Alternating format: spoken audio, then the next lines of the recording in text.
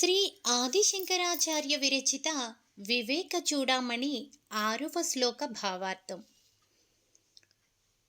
అమృతత్వస్య నాసాస్తి విత్తేనేత్యేవ హి శృతిః బ్రవీతి కర్మణో ముక్తేరహేతుత్వం స్ఫుటం యతః. నిజం చెప్పాలంటే డబ్బు వల్ల కానీ, యజ్ఞ యాగాదుల వల్ల కానీ, నోములు వ్రతాలు వంటి ఎన్నో మంచి కర్మలు చేసినా, ఎన్ని వేల దేవతలను పూజించినా, ఎన్ని మతాలు మార్చినా వీటి వల్ల అంటే బంధ విమోచనం, మోక్షం మాత్రం రాదు.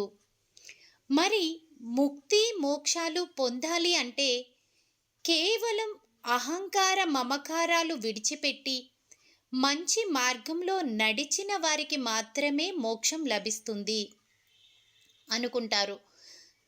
ఈ సృష్టిలో ధనం వల్ల అన్నీ లభించినా మోక్షాన్ని మాత్రం మనం డబ్బుతో కానీ, పూజలు వగైరా కార్యక్రమాల వల్ల కానీ ఎట్టి పరిస్థితుల్లోనూ పొందలేము అన్నది మనకు ఇక్కడ స్పష్టంగా తెలుస్తుంది.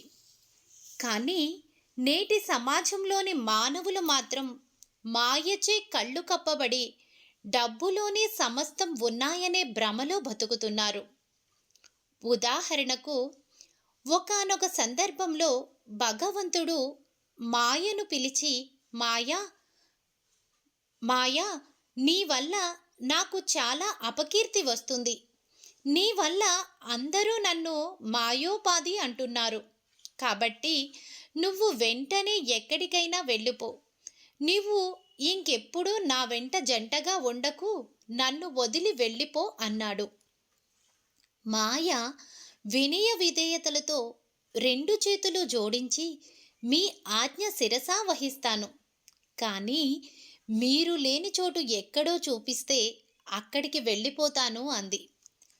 ఆ మాటకు భగవంతుడు నవ్వి, ఈ సృష్టి మొత్తంలో నేను లేని చోటంటూ ఏదీ లేదు. నీవు లేని నేను లేను, నేను లేని నీవు లేవు అన్నట్టుగా మనమిద్దరం జంట పక్షులం. కేవలం నీ నుంచి వచ్చే సమాధానం కోసమే నీతో నేను అలా అన్నాను అన్నాడు. ఇప్పుడు మనం మాయ అంటే ఏమిటి అన్నదాన్ని గురించి తెలుసుకుందాం. అసలు మాయ అంటే లేనిది ఉన్నట్టు, ఉన్నది లేనట్టు తెలియచేసేది. ఈ జగత్ అంతా మాయ ద్వారానే నడుస్తుంది. దేహాత్మ భావమే సంసార సుఖాల మీద వ్యామోహం కలిగించి రొంపిలో కూరుకుపోయేలా చేసేదే మాయ. ఒక్కసారి ఈ మాయను తిరగవేస్తే ఏమవుతుంది? యమా, యా అంటే ఏది, మా అంటే లేదు, అంటే ఏదీ లేదు అని అర్థం. ఏదైతే లేదో అదే మాయ. అయితే ఇక్కడ ఈ మాయను జయించటం ఎలా అనే ఒక ప్రశ్న ఉద్భవిస్తుంది. ఇది కేవలం దైవం యొక్క అనుగ్రహం వల్ల మాత్రమే మనకు లభిస్తుంది.